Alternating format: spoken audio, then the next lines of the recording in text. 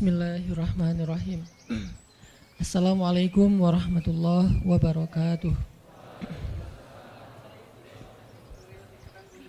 Alhamdulillahirabbil alamin, hamdan katsiran tayyiban mubarakan fih kama yuhibbu rabbuna wa yarda.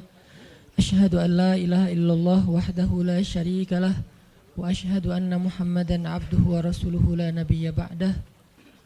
Allahumma salli wa sallim wa barik ala sayyidina Muhammadin kama dzakarahu dzakirun al-akhyar. Wa salli wa sallim wa barik ala sayyidina wa habibina Muhammadin makhtalafal lailu wan nahar. Wa salli wa sallim wa barik ala sayyidina wa habibina wa azimina Muhammad wa alal muhajirin wal ansar. Rabbi shrah li sadri wa yassir li amri wahlul 'uqdatan min lisani yafqahu qawli. Rabbana inna nas'aluka ilman nafi'a wa qalban khashi'a wa amalan salihan maqbula wa hayatan tayyiba.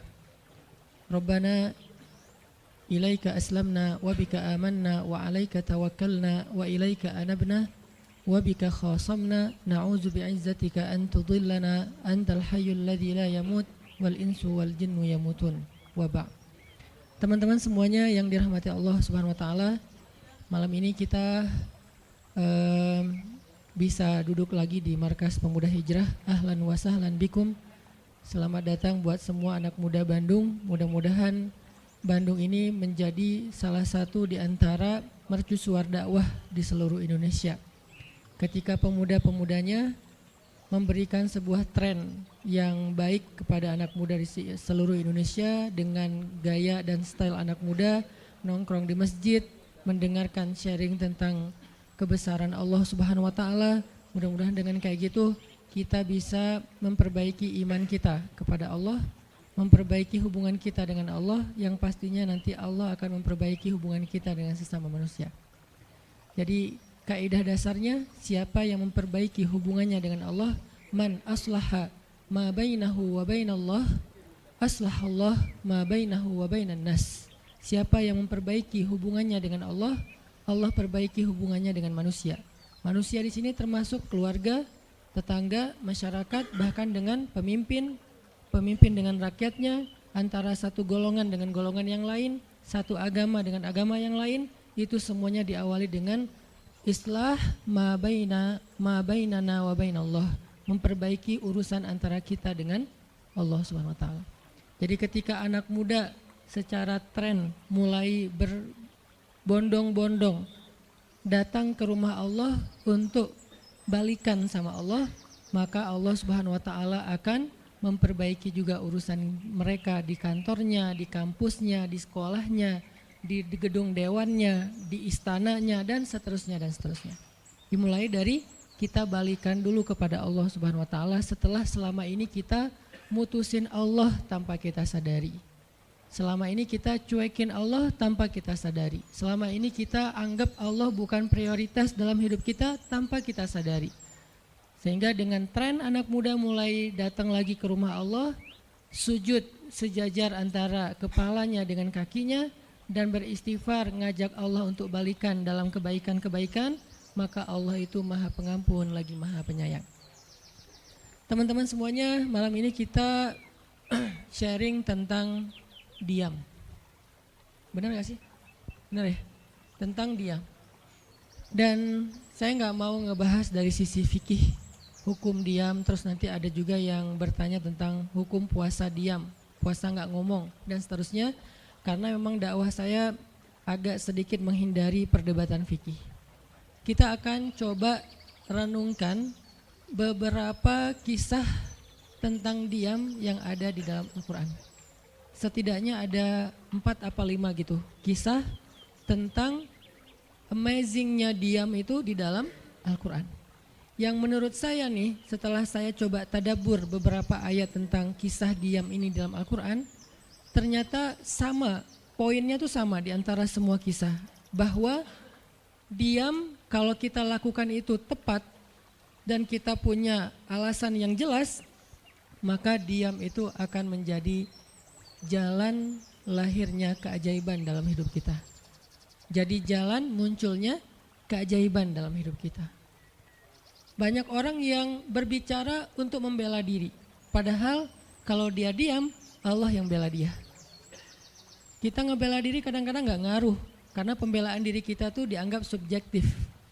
Tapi kalau Allah yang bela dia, Allah punya banyak cara dan Allah menggenggam hati manusia.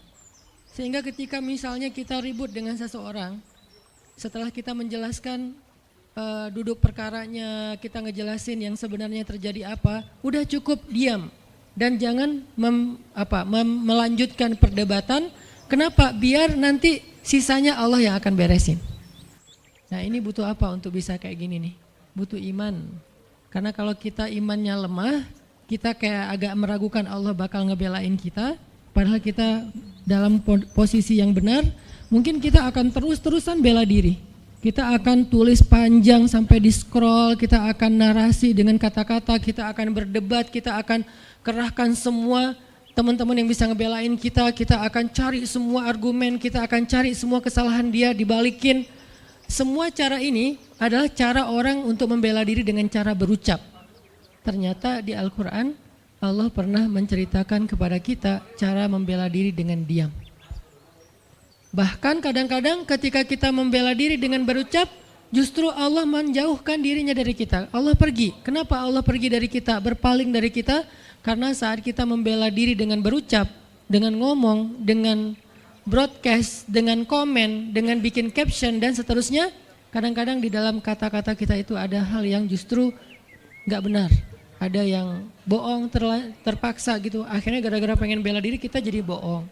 Gara-gara pengen bela diri kita jadi cari-cari kesalahan orang lain. Gara-gara pengen bela diri kita jadi buka aib.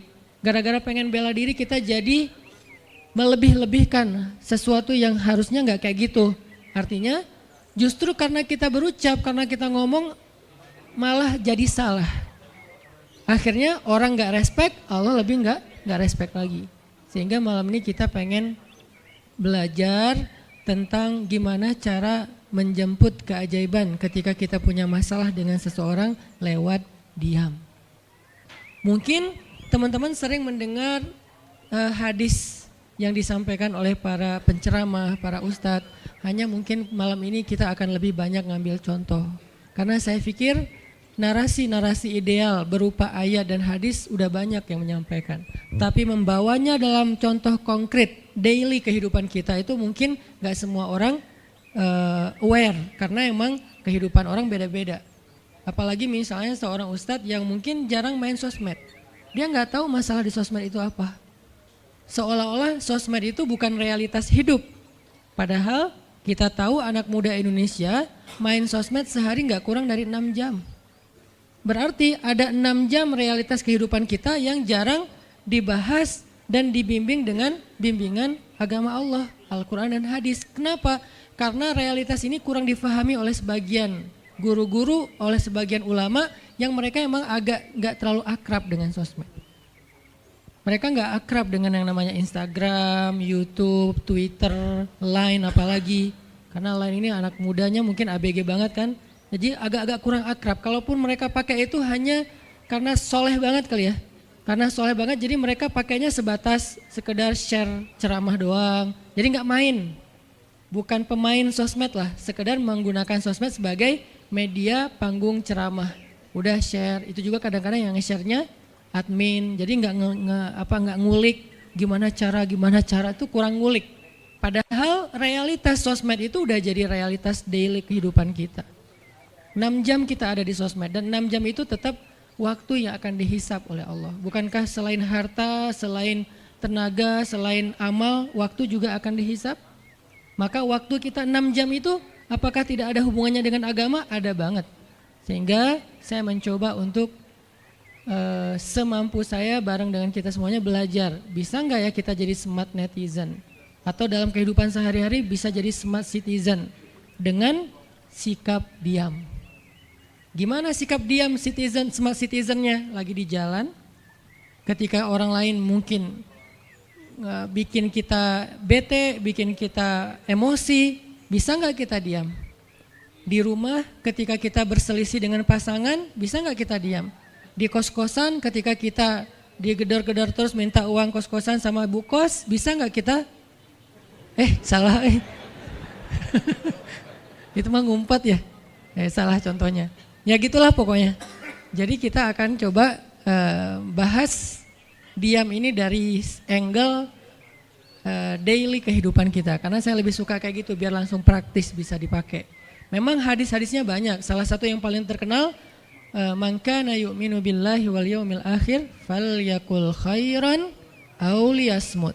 Cuman contohnya doang yang beda-beda. Narasinya sama, kontennya sama. Cuman contohnya beda tergantung angle seorang ustadz dan wawasan kehidupan yang dia jalanin. Dia hidupnya sebagai apa?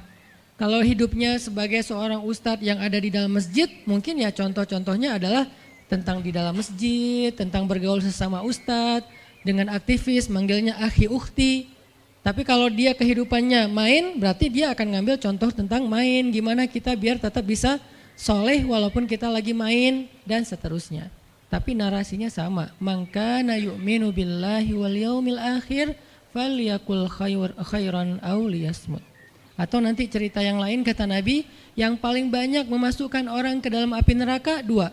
Satu lisannya, kedua kemaluannya. Ini dua hal yang paling sering menyebabkan orang masuk neraka.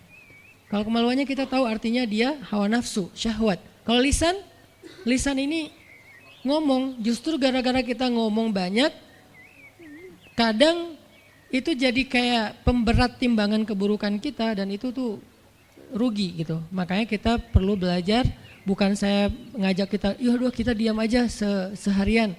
Kayaknya agak kurang fair juga ya. Dan saya juga nggak diam seharian. Susah kalau untuk diam seharian, apalagi sama keluarga, kan kita butuh ngobrol sama temen. Ya serealistis mungkin dan senatural mungkin. Cuman kalau lagi ada kasus bisa nggak nih kita diam? Terutama kalau lagi ada kasus. Terutama kalau lagi ada masalah. Dan saya yakin kita tuh pasti sering punya masalah dengan seseorang. Gimana caranya kita diam? Gimana cara Nabi diam ketika diomelin oleh Aisyah radhiyallahu anha? Ngomel, diam. Aisyah ngomel kepada Nabi, enggak menceritakan aib orang lain, enggak mencela, cuman ngomel karena lagi cemburu. Nabi diam. Beres Nabi diam, baru Nabi nanya, udahan Aisyah? Udahan. Terus Aisyah mau apa? Udah. Jadi enggak didebat sama Nabi. Padahal Nabi kalau mau mendebat, hadisnya banyak banget. Tinggal sesungguhnya saya bersabda, kan beres ya. Udah selesai, tapi kok Nabi enggak pakai hadis? Kok malah kita yang pakai hadis Nabi untuk mendebat? Sementara Nabi pemilik hadis enggak pakai hadis buat berdebat. Kalaupun beliau berdebat, perdebatan yang positif, perdebatan yang konstruktif, yang membangun, yang memberikan hasil yang insya Allah tetap menjaga akhlak. Itu yang disebut dengan wajadilhum billati hiya ahsan. Tapi kalau dengan keluarga, Nabi itu nggak suka debat. Istrinya ngambek, istrinya rame-rame nggak mau nggak mau ngomong sama Nabi, ya udah Nabi di mihrab ngomong aja sama Allah sama Jibril. Ternyata lebih dahsyat lagi. Ketika Nabi di mihrab ngomong sama Allah dan Jibril doang, akhirnya istri-istrinya lebih dari seminggu ngerasa kayak nasib kita gimana ya, kok Nabi udah nggak mau ngomong sama kita lagi, kok kita digantung gini gitu kan ya. Akhirnya turunlah ayat Al-Quran yang menegur istri-istri Nabi gara-gara perilaku mereka kepada Nabi. Ini menunjukkan bahwa ayat-ayat tentang diam itu menjadi solusi itu luar biasa loh. Dan saya pengen malam ini sebagai motivator, katanya sebagai motivator saya pengen memotivasi kita supaya kita percaya diam itu solusi. Diam itu keajaiban. Nggak usah komen itu ternyata, nggak nge-replay komen head itu ternyata bagus. Nggak usah terlibat dalam perdebatan di sosmed, itu tuh bagus banget. Saya hari ini tadi sore posting tentang update berita di Palestina, ada seorang perempuan yang ditembak di perbatasan sama orang Israel. Kenapa saya turn off si komennya? Karena saya tahu ini akan mengundang emosi. Jadi takutnya malah kemana-mana kan, jadi ngomong politik, jadi ngomong apa, mending di turn off aja deh. Tapi kalau yang lagi saya dibully, saya biasanya nggak nge-turn off. Yang di turn off tuh hal-hal yang sifatnya memunculkan polemik yang semakin melebar, jadi kurang produktif. Akhirnya kita offin dulu komennya. Tapi saya tetap pengen share itu biar orang update berita dari sana tuh lagi apa. Dan mudah-mudahan saya berharap itu di repost orang banyak, akhirnya jadi minimal membangun awareness masyarakat dunia bahwa Palestina itu layak untuk merdeka. Dari dulu udah layak untuk merdeka sejak mereka dijajah oleh Israel. Itu aja doang sih kampanyenya. Tapi saya nggak mau kampanyenya melebar kemana-mana sehingga di offin dulu aja komennya. Kenapa? Off komen itu kadang-kadang bagian dari diam baik. Ngapain juga kita ladenin komen yang macam-macam walaupun mungkin komennya itu ada yang kita berpihak sama dia, sepaham dengan dia, ada yang beda. Tapi tetap aja saya lihat kadang-kadang komen itu berlebihan. Sampai muncul kalimat-kalimat mencela, sampai marah-marah, sampai caps lock tanda seru kan ya. Ini kan nggak nyaman lagi kan kalau udah kayak gini, mending diam. Nah di sini kita pengen belajar, diam itu ternyata ajaib. Diam itu ternyata benar-benar kata orang emas. Diam itu ternyata solusi. Diam itu ternyata pembelaan diri yang paling efektif. Kalau selama ini kita masih percaya membela diri yang paling efektif ngomong. Membela diri yang paling efektif itu bikin postingan. Membela diri yang paling efektif itu bikin caption yang bagus. Membela diri yang paling efektif itu komen. Membela diri yang paling efektif itu minta pembelaan dari manusia. Ternyata mungkin itu benar, tapi ada yang lebih efektif lagi. Membela diri dengan diam. Dan gimana cara membela diri dengan diam sampai mendatangkan keajaiban? Itu yang akan kita coba renungkan malam ini. Oke, yang pertama kita akan baca kisah diam di surat Maryam, surat favorit saya. Coba teman-teman buka surat Maryam, surat 19. Di dalam surat ini ada 2 adegan diam. Pertama, adegan diamnya Nabi Zakaria. Yang kedua, adegan diamnya Maryam. Surat 19, surat Maryam, ayat 10.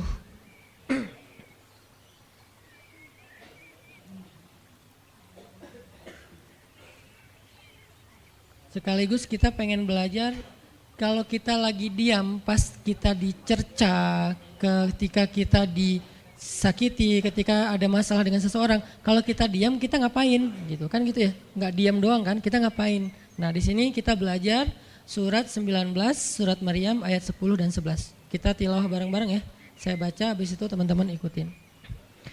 A'udzu billahi minasy syaithanir rajim. Silakan.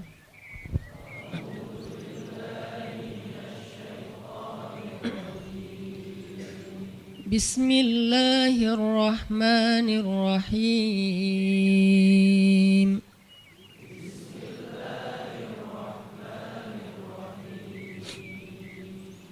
Qala rabbi ij'al li ayah.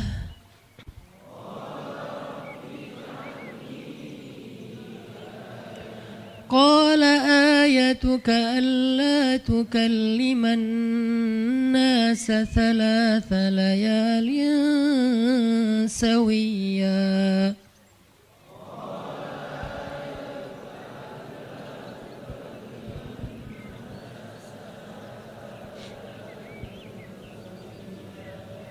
فخرج على قومه من المحراب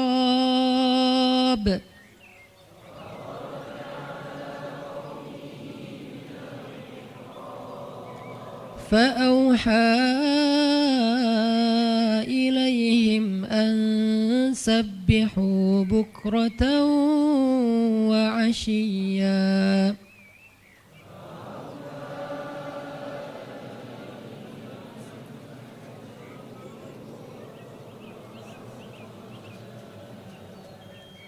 Berkatalah Zakaria, Rabbi, berikanlah untukku sebuah pertanda bahwa aku akan punya anak laki-laki. Allah berfirman, tanda-tanda bagimu adalah engkau tidak akan bisa berbicara dengan manusia selama 3 malam berturut-turut. Maka keluarlah Zakaria kepada kaumnya dari mihrabnya dan memberi mereka isyarat, supaya mereka bertasbih kepada Allah setiap pagi dan petang. Ini adalah adegan, kita lanjutin sekitar 2 menit sebelum azan. Ini adalah adegan ketika Nabi Zakaria dapat berita gembira akan punya anak laki-laki. Karena Nabi Zakaria berdoa minta anak laki-laki dari sejak nikah sampai usia 80 tahun. Kurang lebih sekitar 50 tahun berdoa. Lama banget, ya Allah beri anak, ya Allah beri anak. Sampai iparnya udah punya anak keren namanya Maryam, iparnya adalah Imran. udah punya anak, keren banget, cewek, solehah, dari kecil udah beribadah di Masjidil Aqsa. Zakaria masih minta anak, ya Allah, ya Allah, ya Allah. Sampai puncaknya Zakaria ngelihat Maryam dapat makanan dari langit. Zakaria datang ke mihrab Maryam, terus di situ udah ada makanan yang bukan dibawa oleh Zakaria. Zakaria nanya, "Anna laki hadza ya Maryam?" Maryam dapat dari mana makanan ini? Kata Maryam, "Huwa min indillah," dari Allah, kata Maryam. Gimana caranya? Kata Maryam, Allah punya cara sendiri. Allah yarzuqu may yasha bighairi hisab. Terserah Allah gitu. Masya Allah, Masya Allah. Zakaria kagum sama Maryam, langsung pergi ke mihrabnya Zakaria, sholat, dan di dalam sholatnya Zakaria berdoa, hunalika da'a Zakaria rabbah. Di saat itulah Zakaria benar-benar nangis berdoa kepada Allah, ya Allah, Rabbi habli min ladunka dzurriyyatan thayyibah innaka sami'ud du'a. Ya Allah, beri saya anak seperti dia, seperti Maryam. Engkau maha mengijabah doa dan saya enggak pernah berputus asa meminta kepadamu. Udah 50 tahun lebih. Tiba-tiba Allah bilang, ya Zakaria, inna nubasyiruka bi ghulam ismuhu Yahya lam naj'al lahu min qablu samia. Zakaria, sekarang kami akan perkenankan doamu, kamu akan punya anak, beri dia nama Yahya. Belum pernah ada anak seperti dia yang soleh di muka bumi. Zakaria kaget, walaupun doa, tapi beliau masih berpikir kayak, gimana caranya saya punya anak? Ini kayak tarik-tarikan antara logika manusia dengan iman. Imannya percaya Allah Maha Kuasa, tapi logikanya gimana caranya? Istri saya udah tua, saya juga udah tua. Lalu Nabi Zakaria bertanya untuk biar lebih tenang, supaya logikanya nggak ragu lagi. Kalau imannya udah mantap, tinggal logika. Zakaria tanya, beri saya ij'al li ayah, beri saya bukti, tanda, gimana cara saya punya anak. Kata Allah, tandanya alla tukalliman nas salasa layalin sawiya. Kamu tiba-tiba nggak bisa ngomong. Kamu sehat, kamu nggak punya masalah, tapi kamu nggak bisa ngomong. Mau ngomong tuh nggak bisa. Kamu bisa tilawah, kamu bisa zikir, tapi kamu nggak bisa ngomong. Bisa subhanallah, subhanallah, subhanallah. Bisa alhamdulillahi rabbil alamin. Nggak bisa. Jadi baca Quran, kalau ada Quran, tapi dulu kan Taurat ya. Baca Taurat bisa, zikir bisa, hayya ala sholah, kalau azan ada azannya bisa, pokoknya semua bisa kecuali mau ngomong tuh gak bisa. Masya Allah ya, luar biasa. Kenapa? Karena Allah pengen Zakaria zikir aja 3 hari. Jangan ngomong dengan manusia walaupun ucapannya baik kecuali zikir. Jadi kalau mau ngomong dengan manusia, subhanallah, masya Allah, alhamdulillah, bismillah. Cuman gitu doang ngomongnya. Gak bisa, lu mau kemana? Gak bisa. Insya Allah gitu. Jadi cuman bisa zikir. Saking Allah pengen Zakaria menghabiskan 3 hari sebelum Allah tunjukkan keajaiban hanya dengan berzikir. Apa poinnya di sini? Kalau kita pengen ada keajaiban dalam diam, maka isilah diam kita dengan zikrullah. Insyaallah nanti kita lanjutkan setelah salat Isya. Bismillahirrahmanirrahim. Teman-teman semuanya, kita lanjutkan tadabbur kita terhadap ayat di surat Maryam, ayat 10 dan 11, kisah keajaiban yang diperoleh oleh Nabi Zakaria alaihissalam. Dengan Allah anugerahkan untuk beliau anak yang super duper keren, luar biasa, yang bernama Yahya alaihissalam. Dan salah satu cara Allah subhanahu wa ta'ala mendidik Nabi Zakaria untuk menjemput keajaiban itu adalah Allah menyuruh Zakaria untuk diam dan mengisi diamnya dengan zikratullah bukratan wa asiyya, mengingat Allah pada waktu pagi dan pada waktu petang. Artinya diisi dengan zikir. Dan waktu itu Nabi Zakaria menurut ulama tafsir, beliau tidak cacat lisannya, benar-benar bisa ngomong. Hanya tidak bisa bicara dengan manusia tapi bisa berzikir. Jadi beliau bisa zikir, bisa mengucapkan kalimat-kalimat Alkitab yaitu Taurat. Beliau bisa membaca ayat-ayat Allah, beliau bisa mengucapkan kalimat bismillah dan seterusnya, tapi nggak bisa ngomong dengan manusia. Dan itu terjadi selama 3 malam. Dan akhirnya setelah 3 malam, Nabi Zakaria tiba-tiba dapat berita gembira kalau istri beliau hamil. Ini pelajaran penting banget buat kita. Kalau ini pernah berlaku terjadi kepada Nabi Zakaria, keajaiban dengan cara kayak gini, maka ini juga akan terjadi kepada kita. Itulah alasan kenapa kisah tersebut direkam dalam Al-Quran, supaya dia menjadi pelajaran hudan lil muttaqin. Itu kenapa Allah katakan Al-Quran hudan lil muttaqin, petunjuk bagi orang yang bertakwa, orang yang pengen memperbaiki diri, orang yang pengen dapat solusi. Muttaqin, orang yang pengen wa may yattaqillaha yaj'al lahu makhraja, dapat jalan keluar. Wa yarzuqhu min haitsu la yahtasib, dikasih rezeki yang enggak terduga-duga. Wa may yattaqillaha yaj'al lahu min amrihi yusra, diberikan kemudahan. Wa may yattaqillaha yaj'al lahu yukaffir anhu sayyi'atih, dihapuskan semua dosa. Wa yu'dhim lahu ajra, dikasih reward yang berlipat-lipat. Maka siapa yang pengen dapetin keajaiban-keajaiban orang bertakwa itu, maka jadikanlah Al-Quran sebagai petunjuknya, hudan lil muttaqin. Nah, gimana cara kita jadiin Al-Quran sebagai petunjuk? Jawabannya juga ada di ayat yang sama, la raiba fih, jangan ragukan ayat-ayat Al-Quran, termasuk kisah-kisah yang ada di dalamnya. Sehingga kalau kita benar-benar percaya kisah Nabi Zakaria mendapatkan keajaiban dengan cara diam dan zikir, maka kita coba terapin itu dalam masalah hidup kita, insya Allah kita juga akan mendapatkan keajaiban dan kejutan seperti yang didapatin oleh Nabi Zakaria. Itu pesan poin yang ada di dalam ayat 10 dan 11 surat Maryam. Sehingga buat sebagian orang yang mungkin ngerasa selama ini sering disakiti, sering dicuekin, sering didebat, sering diapain, jangan terlalu diladenin. Kadang-kadang ada teman saya nanya ke saya, Ustadz, ini ada yang ngomongin Ustadz gini di sosmed, perlu kita balas nggak nih? Saya bilang udah diamin aja.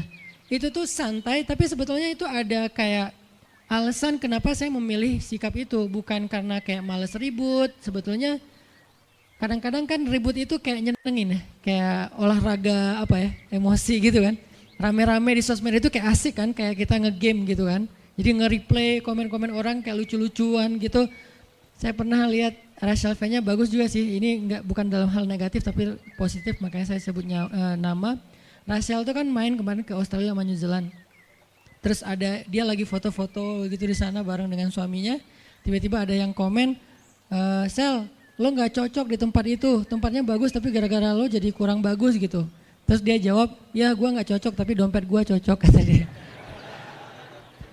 Kadang-kadang perlu digituin juga sih ya, biar paham. Karena kata Ustaz Abdul Somad, sombong kepada orang yang sombong adalah sedekah. Tapi itu mah pilihan. Rasal memilih sikap santuy. Tapi dengan dia guyonin, kalau saya memilih sikap diam aja deh. Karena saya takut kalau saya ngomong malah jadi panjang debatnya, dan saya merasa nggak mampu untuk selalu membela diri dengan argumen. Karena membela diri dengan argumen kadang-kadang ya kalau bahasa Ustaz Umar Mita, orang yang mencintaimu tidak butuh alasan, orang yang membencimu tidak akan menerima alasan. Jadi kayak ya udahlah, diamin aja. Ternyata dengan kita diam muncul aja keajaiban, banyak keajaiban. Jadi benar-benar saya percaya banget diam itu tuh keajaiban. Dan itu berlaku dalam dakwah, berlaku dalam masalah keluarga. Ketika istri lagi ngambek, dia misalnya komen panjang di sosmed, di WhatsApp misalnya, dia kayak misalnya namanya juga lagi ngambek ya, ngomong panjang di WhatsApp. Kalau saya sabar untuk diam, itu tuh beres dengan sendirinya dan akhirnya malah lebih baik. Tapi kalau saya kepancing, jadi kita balas-balesan. Sepanjang hari WhatsAppan terus nggak beres-beres, tapi hasilnya makin lama tuh tangan pegel, hati panas. Karena kayak pengen dia balas apa, oh balasin lagi, balas apa, balasin lagi, terus aja gitu, habis energi dan kerasa gitu, capeknya tuh luar biasa. Tiba-tiba muka jadi lebih tua gitu kan ya, tiba-tiba berkerut semua, terus warna kulit makin doff gitu. Ini gara-gara efek stres kali ya. Jadi intinya adalah jangan diladenin, diamin aja setelah kita klarifikasi fitnah. Kalau itu berbentuk fitnah, tetap kita butuh tabayun, klarifikasi biar tidak menyebar fitnah. Tapi beres klarifikasi nggak usah diperpanjang. Berapa kali mungkin teman-teman ngelihat, mungkin saya pernah nggak ada apa-apanya sih dibandingkan Ustadz Felix. Kalau beliau lebih pro lah dalam masalah kayak gini. Kalau saya beberapa kali dibully di sosmed, pernah nggak saya ladenin? Hampir nggak pernah. Cuman klarifikasi maksudnya, udah beres, diamin aja, diamin. Sepahit apapun, sepanas apapun kalimatnya, yang kadang-kadang Ustadz nggak baca. Penasaran soalnya. Kalau kita diam karena nggak baca mungkin nggak ada challenge-nya kan. Ini baca komennya semua sampai ribuan itu satu-satu dibaca tuh. Oh gini ya, bisa gini ya orang ngomong teh. Terus aja dibacain satu-satu. Capek cari air putih, minum lagi, baca lagi gitu. Terus sampai beres dibaca itu. Mungkin 2 hari lah baru khatam. Saking banyaknya komen. Tapi mencoba lagi belajar, bukan udah jago enggak, sama sekali enggak. Mencoba lagi belajar, bisa enggak setelah udah panas banget, gergetan banget beberapa, udah bisa banget tuh dibalesin, di replay. Jangan deh, ada yang udah di replay panjang, dihapus lagi enggak jadi. Kenapa? Karena masih belajar yakin diam itu keajaiban. Dan selama ini saya ngebuktiin diam itu emang keajaiban. Kenapa? Karena Allah pernah mengisahkan kisah Zakaria dan kisah-kisah yang lain, bagaimana mereka dapetin keajaiban dengan cara diam. Ini yang kita coba pengen rubah sedikit persepsi kita. Enggak selalu bela diri dengan ngomong, kadang kita bela diri itu dengan diam. Enggak selalu kita dapetin keajaiban itu dengan hanya mengandalkan manusia, tapi justru kita dapetin keajaiban saat kita mengandalkan Allah Subhanahu wa taala. Itu tuh dahsyat.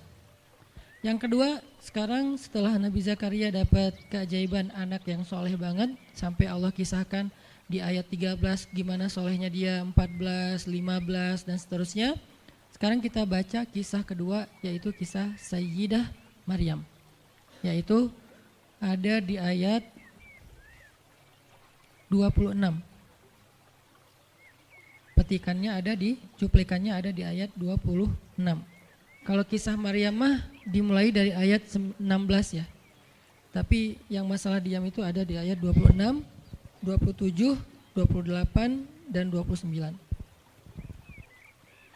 Bismillahirrahmanirrahim. Silahkan.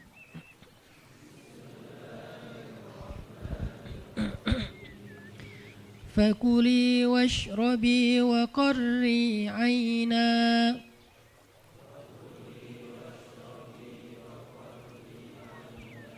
fa imma tarayinna minal bashari ahadan fakuli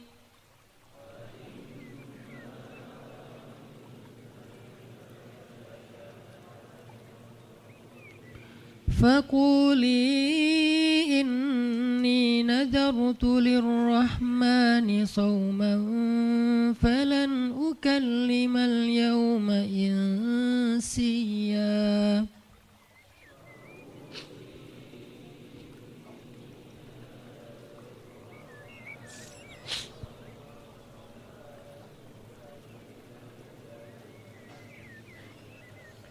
فأتت به قومها تحمله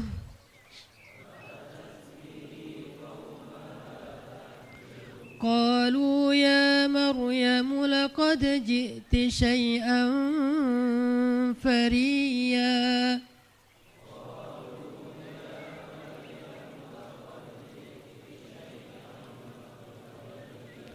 يا هارون ما كان أبوك امرأ سوء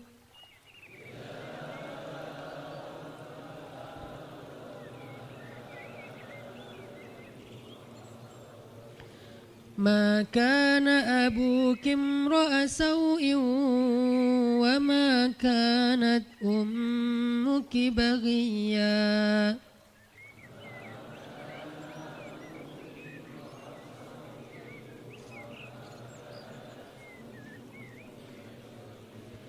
فأشارت إليه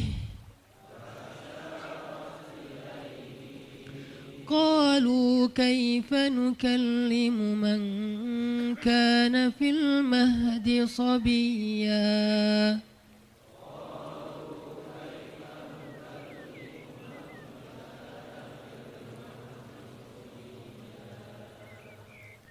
Dan maka makan dan minumlah dan bersenang hatilah engkau wahai Maryam, dan jika engkau bertemu dengan seseorang katakanlah sesungguhnya saya telah berazam untuk berpuasa pada hari ini dan saya tidak akan berbicara dengan manusia pada hari ini. Lalu Maryam pun datang kepada kaumnya sambil menggendong bayinya. kaumnya berkata, "Wahai Maryam, engkau datang kepada kami dengan membawa," kalau bahasa kita tuh pembawa apa istilahnya? Sial. Apa ya? Dengan membawa keburukan. Jadi kayak dianggap pembawa kesialan. "Wahai saudari Harun, sesungguhnya ayahmu bukanlah seorang yang nista ataupun pendosa, dan begitu juga dengan ibumu bukanlah perempuan yang hina." Lalu Maryam memberi isyarat, fa'asyarat ilaih, memberi isyarat dengan menunjuk ke arah bayinya. Lalu mereka berkata, "Bagaimana kami akan berbicara dengan seorang bayi yang masih digendong oleh ibunya?" Maksudnya masih terlalu kecil. Ini adalah cuplikan adegan Maryam ketika baru pulang kampung. Jadi ceritanya di ayat sebelumnya, ketika kandungan Maryam semakin besar dan nggak bisa disembunyikan dari penglihatan manusia, Maryam pun pergi menjauh ke sebuah tempat yang tidak ada siapa-siapa.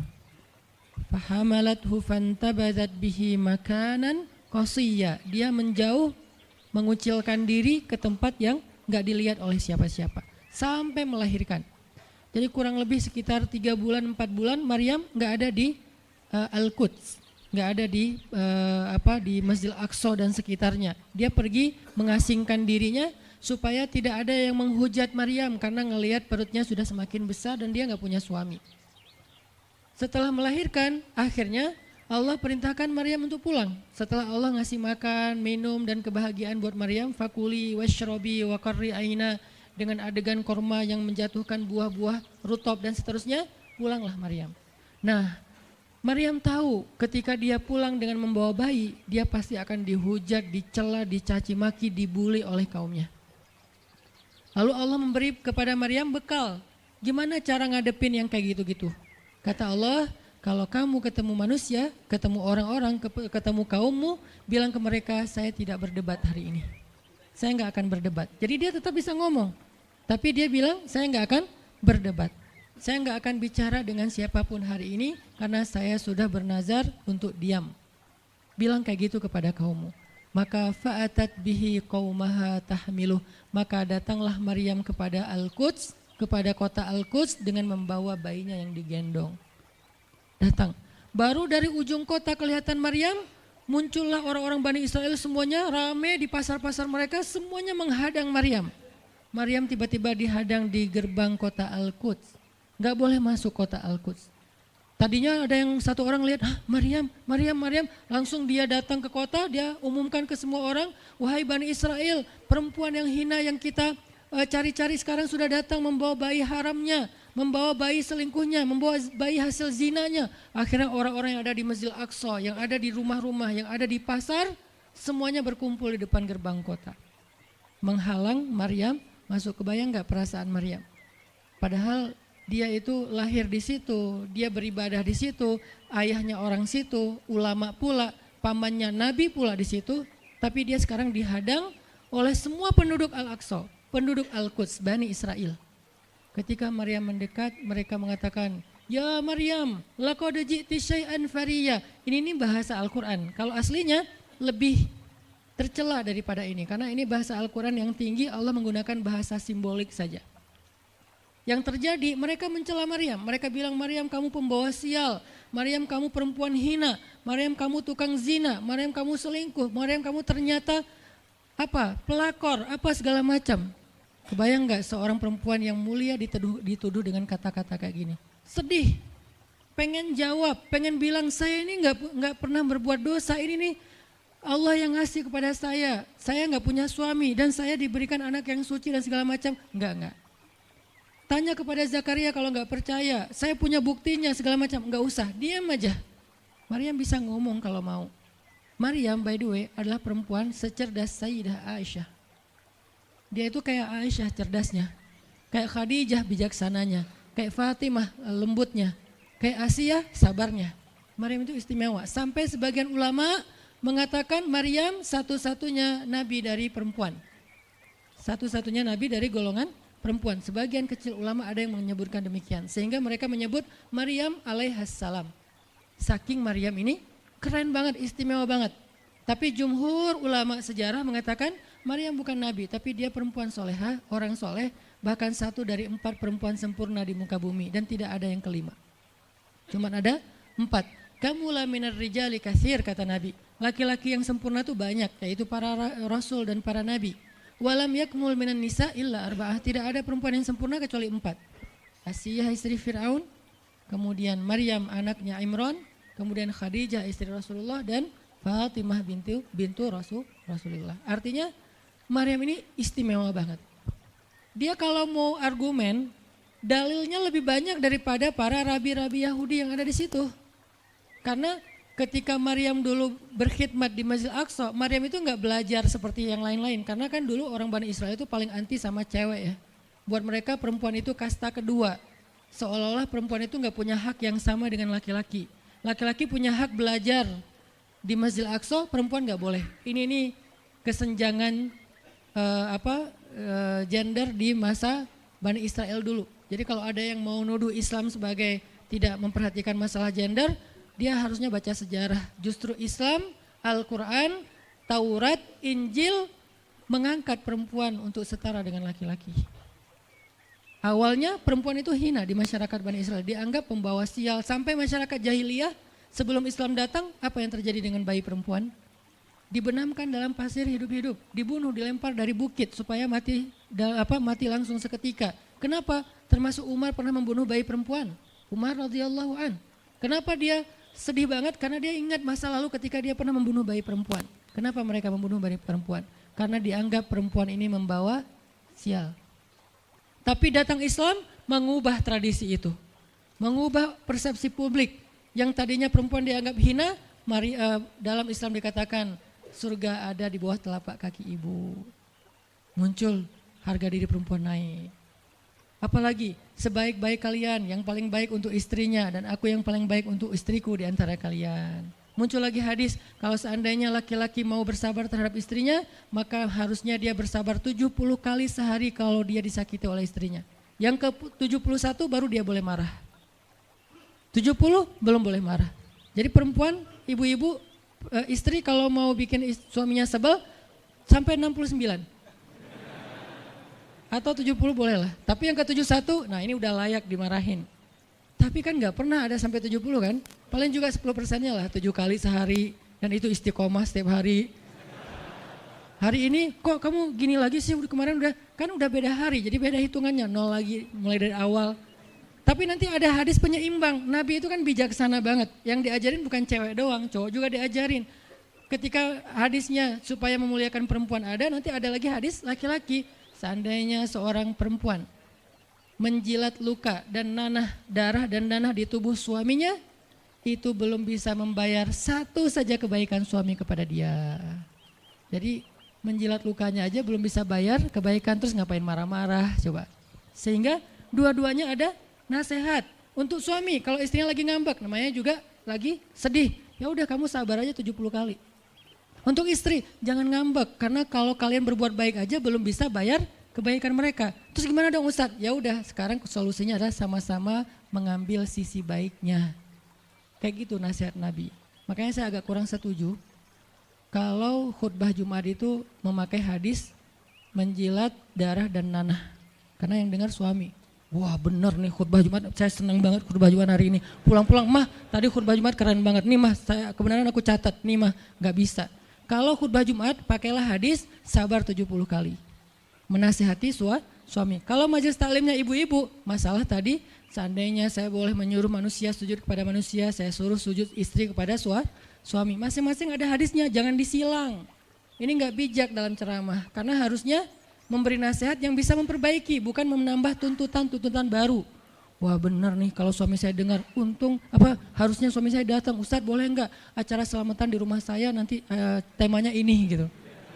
Kalau perlu ngundang Ustadz yang dia kenal, request dulu untuk ngemojokin pasangan, ini enggak bijak. Balik lagi ke cerita tadi, Maryam tuh pinter banget, cerdas banget. Dari kecil dia udah hafal Taurat. Ibarat anak sekarang hafal Quran. Dan lebih sulit ngafal Taurat daripada Quran. Kenapa? Karena bahasa Al-Quran itu sastra banget. Jadi ngafalnya itu kayak ngafal syair. Itu aja udah susah kan? Kebayang gak ngafal Taurat? Lebih sulit lagi tuh. Dan Maryam dari usia di bawah 5 tahun udah khatam Taurat. udah tahu tafsir Taurat, usia 7 tahun.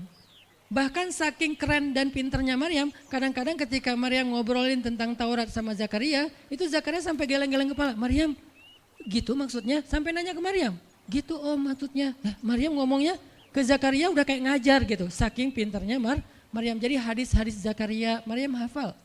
Kan para anbiya tuh punya hadis kan? Hadis Zakaria dihafal oleh Maryam. Tauratnya Musa dihafal oleh Maryam. Kebijaksanaan para nabi dihafal oleh Maryam. Dia dari usia 10 tahun itu udah jadi ulama besar Maryam. Artinya kalau misalnya orang mau berargumen dengan Maryam, dia punya banyak bahan. Dia punya banyak narasi. Dia lagian Maryam itu pintar ngomong. Tapi Maryam diam. Jadi kalau kita ngerasa pintar ngomong, pintar komen, pintar apa, tetap aja kita punya alasan harusnya kita diam, karena Maryam yang lebih daripada kita ternyata juga diam. Akhirnya Maryam diam. Dikatakan ya ukhta Harun, diingatkan lagi dengan kemuliaan keluarga Imran. Ya ukhta Harun, ma akana abuki imra'asau wa ma kanat ummuki baghiyya. Ayah kamu itu Imran loh Maryam, kamu enggak malu punya bayi di luar pernikahan sementara keluarga kalian itu keluarga baik-baik. Apa kamu tega menyakiti ayahmu, mencoreng nama besar dan nama baik keluarga besarmu? Dan seterusnya. Maryam makin luar biasa, panas banget, sedih banget. Dan Maryam itu yang lebih berat lagi teman-teman. Mungkin kalau kita digituin agak kebal ya. Terutama cowok lah. Cowok kalau digituin agak kebal karena emang kurang berperasaan sih kalau cowok ya. Coba lihat dari angle cewek. Cewek itu lebih peka loh dari kita. Kita mah mungkin lebih mudah lah diam. Diomelin, diam aja. Karena kita kan orangnya agak santuy gitu kan. Kalau cewek itu nggak bisa gitu. Makanya lihat angle ini dari angle cewek. Kalau tadi Zakaria, sekarang Maryam. Dan Maryam lebih peka daripada semua cewek yang ada di muka bumi. Lebih perasa lagi daripada perempuan yang ada di muka bumi. Sangat-sangat pemalu. Saking pemalunya, ketemu cowok keren, ta'awuz coba. Cewek itu perasaannya lebih dalam daripada kita. Jadi kalau misalnya cewek-cewek, Maryam tuh nggak punya, ketemu cowok keren aja dia ta'awuz. Siapa cowok keren yang ditemui Maryam? Jibril. Gabriel loh yang ditemuin. Dan waktu itu Jibril menjelma. Apa? Fatamassala laha basyaran sawiyya. Jibril menjelma sebagai basyaran sawiyya. Allah yang ngomong tuh, cowok keren. Allah yang bilang keren. Kalau kita merasa udah paling keren, menurut Allah biasa-biasa aja. Karena Allah pernah menciptakan Yusuf, Allah pernah menciptakan Muhammad, Allah pernah menciptakan Yahya. Kita merasa paling keren, Allah pernah menciptakan Sarah, perempuan paling keren juga, Aisyah, Fatimah. Jadi buat kita kayak udah kegeeran paling keren se-Bandung gitu kan ya. Menurut Allah mah biasa. Kalau Jibril, Allah sendiri yang bilang dia tuh emang keren. Jibril emang bukan malaikat, tapi kalau ketemu manusia, kecuali para nabi, Jibril itu menjelma sebagai manusia. Supaya tidak terlihat wujud aslinya, karena nggak kuat orang ngelihat wujud aslinya Jibril. Nabi Muhammad aja pertama ngelihat Jibril dengan wujud aslinya pas di Gua Hira itu lari tuh, takut, saking ngerinya Jibril tuh. Jangankan manusia, malaikat aja segan sama Jibril. Jibril lewat malaikat, nggak berani malaikat. Kenapa saya bilang kok disegani? Allah yang bilang di Al-Quran, dia itu malaikat yang disegani. Dzu mirratin. Dzu mirrah kalau bahasa kita, malaikat yang sangat berwibawa. Sehingga di antara malaikat aja nggak ada yang sembarangan bicara sama Jibril. Mau bicara sama Jibril kayak, aduh segan, malu, gitu malaikat. Cuman nggak pakai, itu mah Sunda ya. Pokoknya malaikat mah nggak berani ngomong sama Jibril saking segannya. Kenapa? Gagah banget wujud aslinya. Ketika dia membentangkan sayapnya, itu sayap menutupi timur dan barat. Jadi matahari, bulan, bintang udah gak kelihatan. Yang kelihatan cuma Jibril dengan keagungannya. Itu belum Allah ya, baru ciptaan Allah. Jibril, salah satu makhluk Allah yang paling agung. Sehingga saking kerennya Jibril, Allah gak menyebutnya dengan nama malaikat. Padahal golongannya malaikat, tapi Allah menyebutnya dengan Ruhul Quds, Roh Kudus, yaitu Jibril. Nah ketika ketemu dengan Maryam, Jibril bermisal itu menjelma sebagai basyaran sawiyah, cowok keren banget. Saking kerennya Jibril, Umar aja terkesima ngeliat Jibril. Pernah Jibril datang ngajarin iman, Islam, ihsan kepada Nabi Muhammad, dan Umar ngeliat Jibril terkesima, gak bisa ngomong, diam aja, benar-benar speechless banget nih Umar. Jibril udah pulang, baru Nabi nanya, Umar tahu gak itu siapa? Hah, apa Rasul? Gitu, saking masih kayak terkesima. Apa Rasul? Tahu nggak barusan siapa? Siapa ya Rasulullah? Saya nggak kenal orang itu, kok keren banget. Kata Rasul, itulah Jibril. Masya Allah, itu Jibril. Ya Alhamdulillah bisa ngeliat Jibril langsung, tahu gitu tadi. Gitu ya. Kalau bahasa kita mah udah langsung pengen foto-foto kan sama Jibril. Kebayang nggak cowok sekarang lihat Jibril? Baru lihat apa artis Korea aja kita udah kayak gimana kan, BTS atau apa, udah segala macam, udah guling-guling, udah gigit jari, baru BTS doang. Kadang-kadang nggak ngeliat BTS langsung, cuma lihat di TV doang udah aku nggak bisa gini, aku nggak bisa gitu kan ya. Belum ketemu Jibril loh. Jadi nggak ada lah artis sekeren Jibril. Baru Yusuf aja udah pada ngiris tangan, belum malaikat. Sampai ketika cewek-cewek ketemu Yusuf, mereka bilang apa? Ini bukan manusia, ini malaikat. Jadi gantengnya Yusuf tuh bukan ganteng-ganteng apa? Itulah. Ganteng kok hewan gitu kan. Ini ganteng-ganteng malaikat. Belum ada tuh film atau sinetron itu. Yusuf itu ganteng-ganteng ganteng-gantengnya tuh malaikat. Levelnya tuh level malaikat. Jadi kalau ada Jibril, ada Yusuf kayak, nih yang mana Yusuf, mana Jibril ya? Keren dua-duanya. Nah Jibril datang ketemu Maryam bukan di atas panggung rame-rame. Berdua coba, intimate banget kan. Kalau di atas panggung teriak-teriak gak keren lah, biasa aja. Ini tuh berdua, private banget. Di satu ruang kecil, berdua gak ada yang tahu, tiba-tiba Jibril berdiri di depan Maryam, senyum dengan khas senyumnya malaikat yang mematikan gitu. Maryam pas buka mata lagi zikir ngelihat Jibril depan matanya keren banget. Langsung Maryam bilang apa? A'udzubillah. Cie, wibawa banget kan Maryam? A'udzubirrahmani minka in kunta taqiyya. Jadi emang elegan sih orang-orang soleh itu. Dia langsung nunduk, dia bilang A'udzubirrahmani minka in kunta taqiyya. Aku berlindung kepada Allah yang Maha Rahman. Kenapa ngomongnya Rahman? Karena keren. Kalau enggak keren, a'udzubillah. Karena keren, A'udzubirrahman. Tapi masih ta'awuz, cuman pakainya Rahman. Karena Allah tuh Maha Pengasih yang udah bikin kamu tuh keren. Diksinya luar biasa ya. Maryam gak bilang, A'udzubillahi minasyaitonirrajim. Enggak, ini enggak layak dibilang syaiton, ini terlalu keren. Jadi gak bisa A'udzubillah, A'udzubirrahman. Berarti Maryam itu pinter. Sampai dia bisa memilih diksi Asmaullahil Husna. Dia nggak pakai diksi Allah, dia pakai diksi Ar-Rahman. Karena yang datang itu wajahnya tuh wajah orang baik, tapi keren. Akhirnya, A'udzubirrahmani minka in kunta taqiyya, kata Maryam. Jibril juga elegan, paham maksud Maryam. Maksudnya, kamu siapa? Itu pertanyaannya. Maryam nggak nanya, kamu siapa ya? Enggak gitu. Kan gaya culun-culun kayak caper gitu kan. Kamu siapa ya? Aku ada salah sama kamu.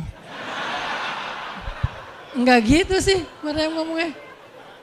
Saking elegannya Maryam, dia nanya kamu siapa tapi pakai kalimat zikir. Keren gak sih? Kita kadang-kadang zikir, A'udzubirrahmani minka in kunta taqiyya. Artinya apa Mbak? Sama-sama gak elegan ya. Kalau Maryam sama Jibril dua-duanya elegan. Bahasa orang elegan itu emang banyak kode sih. Jadi kita mah yang polos-polos kayak gini, yang remeh-remeh rempeyek gak jelas gini, ya nggak akan paham kalau nggak baca tafsir. Makanya kalau mau theater of mind, baca Quran itu pakai tafsir, pakai kisah, baru kita ngerti kondisinya. Oh gitu banget ya, dahsyat banget ya kejadian waktu itu. Jibril datang dengan wujud yang kerennya. Maryam pengen nanya, kamu siapa? Kok tiba-tiba masuk ruangan saya? Tapi bahasanya, A'udzubirrahmani minka in kunta taqiyya. Aku berlindung kepada Allah yang Maha Baik darimu kalau kamu takut kepada Allah. Maksudnya kamu siapa? Takut gak kamu sama Allah? Baru Jibril mengatakan, saya adalah utusan Allah, berarti malaikat, untuk memberi kabar kepadamu kalau kamu akan punya anak. Baru Maryam melihat, gimana saya punya anak? Ya udah ada obrolan nih. Dan mereka udah biasa aja, oh Jibril, saya kira siapa? Udahlah, gak mungkin. Artinya udah kayak gitu nih kesolehan Maryam. Artinya Maryam itu orang yang sangat peka banget, perasaannya dalam banget. Terus nanti ketika Maryam melahirkan anak, tahu gak kata-kata Maryam apa? Ya laitani mittu qabla hadha wa kuntu nasyam mansiya. Saat Maryam merasakan sakitnya kontraksi, mau melahirkan Isa, Maryam itu sambil kontraksi sambil bilang, ya laitani mittu qabla hadha wa kuntu nasyan mansiya. Aduhai seandainya saya mati aja sebelum kejadian ini dan saya dilupakan oleh manusia seolah-olah saya tidak pernah ada. Kenapa Maryam ngomong kayak gini? Maryam ngebayangin betapa malunya dia nanti kalau harus membawa bayinya ketemu Bani Israel yang pada bawel. Bani Israel itu terkenal kaum yang paling bawel. Bawelnya banget. Kalau kita baca Al-Baqarah itu isinya kebawelan Bani Israel. Kata Nabi Musa, sembelihlah Al-Baqarah. Al-Baqarah itu kan banyak, yang warna apa? Cari yang warnanya bersih. Yang bersih kan juga ada belang-belangnya nggak dikit. Terus yang beratnya berapa kilo, yang dari mana, dari Bali atau NTB atau dari mana, bawel banget. Udahlah cari aja seekor sapi, sembelih beres. Tapi nanya lagi, bertele-tele. Itulah Bani Israel. Dan Maryam tahu banget karakter kaumnya. Jangankan dengan fitnah kayak gini nih, ketemu Nabi yang udah menyampaikan hal yang benar aja, itu di debatnya tuh habis-habisan. Apalagi dengan kondisi Maryam. Makanya Maryam takut banget, dia nggak kuat menanggung malu. Kalau kita mungkin masih kuat lah nanggung malu, kadang-kadang malah malu-maluin gitu kan.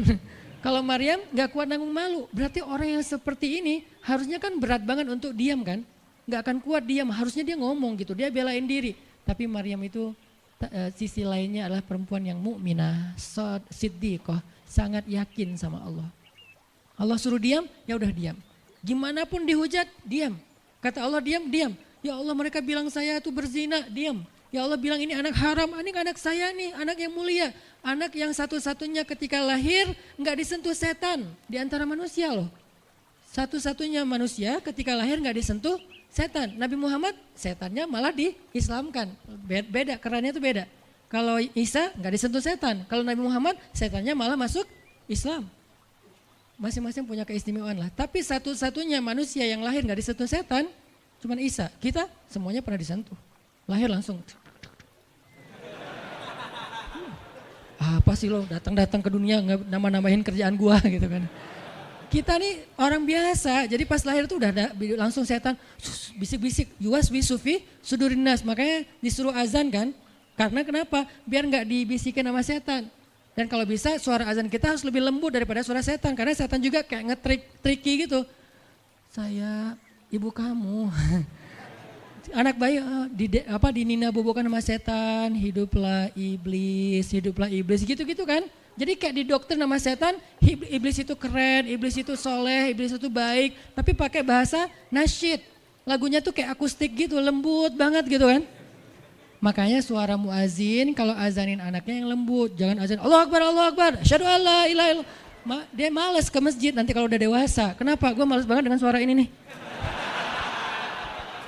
Salahnya siapa coba? Salah ayahnya. Belajar azan di Al-Latif sama Muzammil sama Teras Tahfiz. Biar azannya tuh kayak Allahu Akbar. Bayinya senyum-senyum. Ntar gue bisa lebih dari itu. Canda. Intinya adalah Maryam itu pemalu banget. Jadi dia bisa banget untuk ngebales. Tapi dia diam. Sampai akhirnya fa'asyarat ilaih. Dia memberi isyarat. Arti memberi isyarat, dia nunjuk ke arah Isa alaihissalam yang masih digendong, kalau kalian mau ngomong aja sama bayinya. Allah yang nyuruh kayak gitu. Makin kayak marah dan makin menjadi-jadi orang Bani Israel ketika Maryam memberi isyarat nunjuk ke arah Isa. Mereka bilang, "Ya Maryam, kamu udah gila apa? Sekarang kamu nyuruh kami bicara dengan bayi yang masih dalam gendongan ibunya?" Benar, Maryam tuh ternyata udah stres gila. Dia gara-gara ditinggal sama selingkuhannya, sekarang dia jadi orang gila. Wah, luar biasa tuduhan kepada Maryam. Maryam diam aja sedih, nahan air mata. Tapi bukan emotikon yang menggenang air mata di sini ya. Nahan aja air mata sampai kemudian Allah datangkan keajaiban. Jadikan bayinya bicara. Qala, Isa bicara. Panjang lagi omongannya Isa. Ibuku ini baik, ibuku begini-begini, saya itu hamba Allah, saya itu anak yang suci, saya itu begini-begini. Sampai beres baru mereka pada pulang karena mereka